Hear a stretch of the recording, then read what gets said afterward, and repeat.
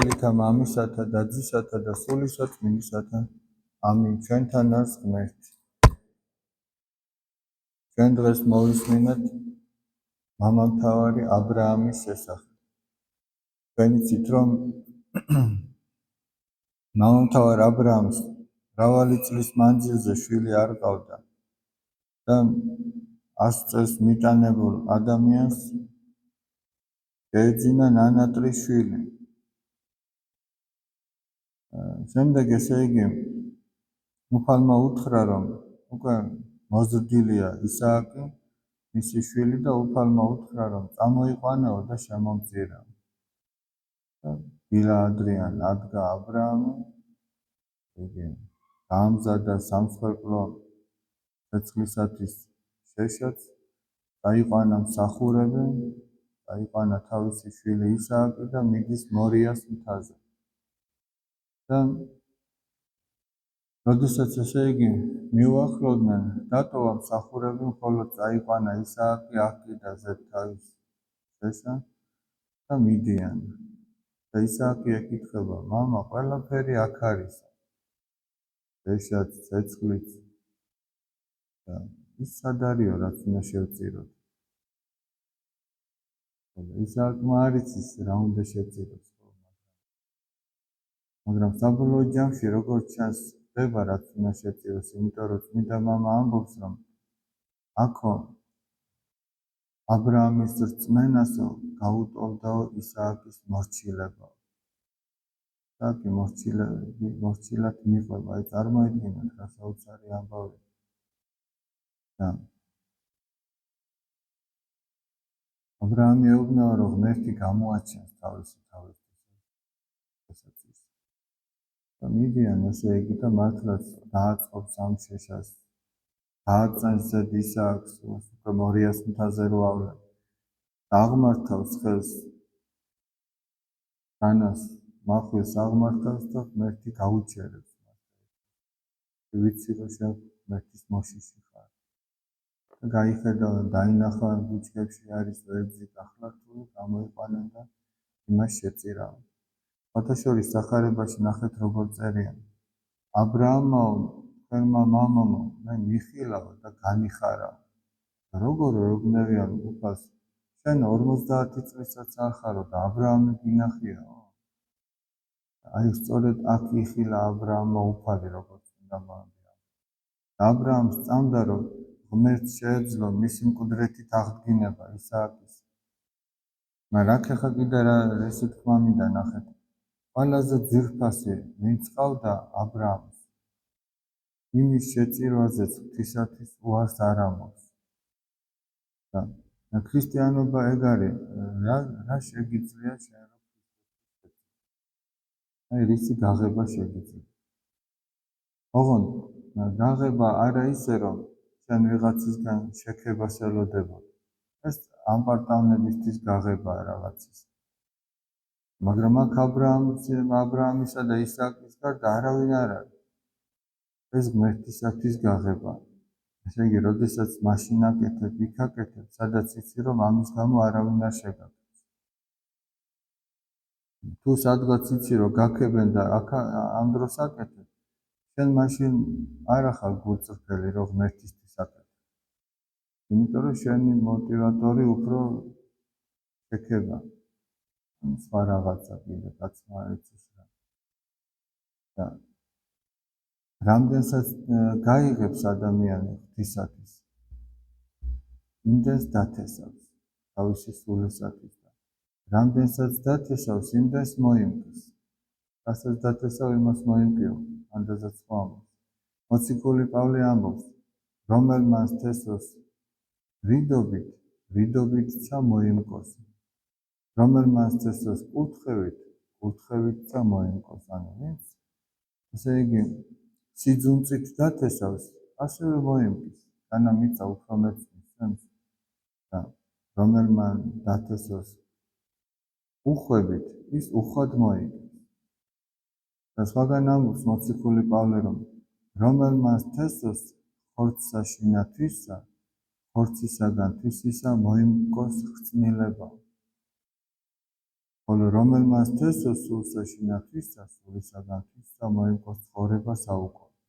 ესე იგი, რომელიც თავისი ხორცისთვის დათესავს, ანუ ადამიანურად ხორციელად ერული აზროვნებით მიუდგება და თავის თავზე ასე იზრუნებს, თავისი ხორცისაგან ხრწნილების მეტ ვერაფერს ვერ მიიღებს, იმიტომ რომ ჩვენი სხეული მიწისაგან შეიქმნა და გაიხსნება და მიწა შეერევა.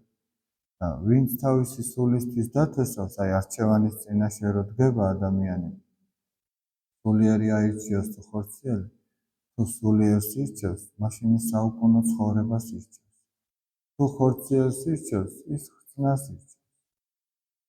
ამიტომაც ეს არჩევანი თითოეულ ადამიანს ძალიან ხშირად აქვს ხოლმე. ეს ხშირად არჩევანის წინაშე დგომაც ღმერთის წყალობაა. ერთხელ რო შეგეშალა და ვერ გააკეთე რაღაცა, ხორციელი არჩია. მერე კიდე გაძლევს ღმერთი ამის შესაძლებლობას. მერე კიდევ გაძლევს, რაღაცნაირად ოღონ ეს იქამდე, სანამ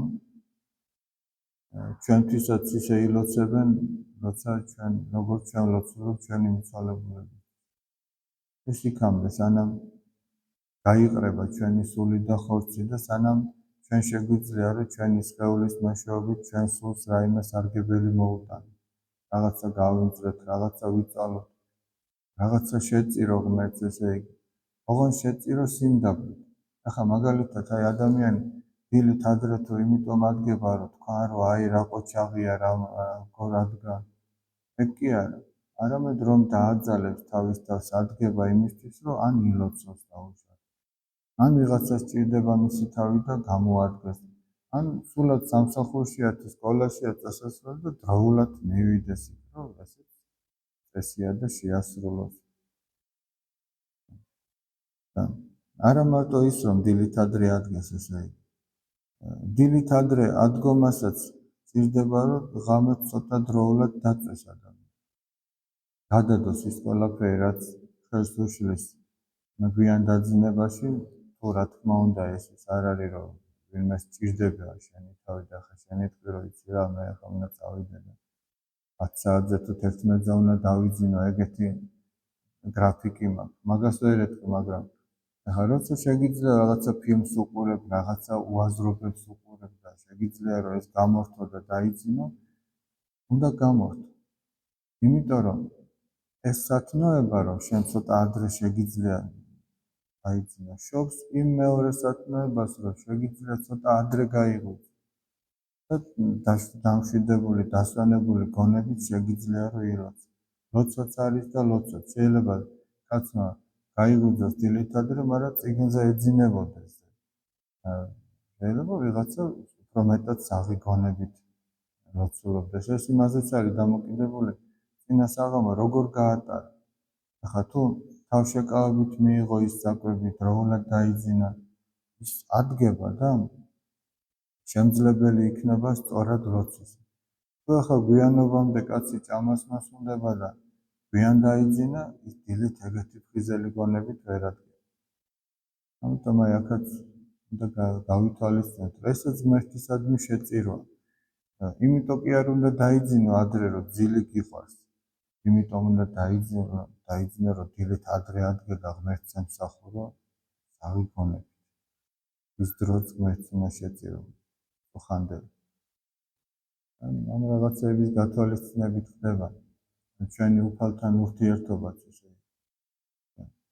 აბრაამმა უკვე მწვერვალი გაჩვენა ჩვენ. აბრაამმა გაჩვენა ყოველდღიურ ცხოვრებაში ღმერთისადმი მორჩილებამ რა სიმაღლემდე მიიყვანა, რომ ყველაზე ძვირფასი შეეძლო რომ გაეღო მისთვის. ყველა ამას ხო ვერ შეძლებს, რა თქმა უნდა. ის კი არა, ზოგმა შეიძლება ხაჭაპურის ნაჭერი ვერ დათმოს ღმერთის გულისათვის. ვიღაცამ ის ვერ დათმოს, რომ წყენა მოითმინოს და თუ ვერ აპატიებს, არ გამოხატოს და არ თქვას მაინც დაუშვათ, არ ილაპარაკოს ხალხში, რომ ამან ესე მაწყენა,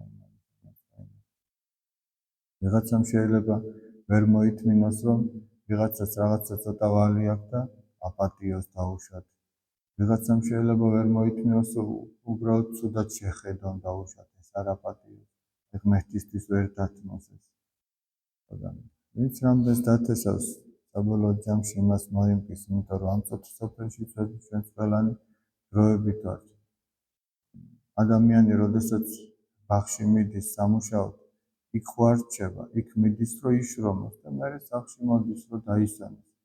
ჩვენ 60-დან ასე ვართ გამოსულები იმისათვის, რომ ვიშრომოთ და მერე კვლავ იქ დაუბრუნდეთ. რასაც ვიშრომებთ, იმასაც მოვიმკით. ღმერთი შეგვეციოს, აბა, ჩვენთან არის ღმერთი. ზაირადეიდას ულოცავთ იუბილეს. ღმერთმა მრავალს დაასწროს, გახარებული, ჯანმრთელი ყოფილიყო. მრავალი ბედნიერი წელი შვილებთან, შვილიშვილებთან, შვილთაშვილებთან და მერე კიდე იმის.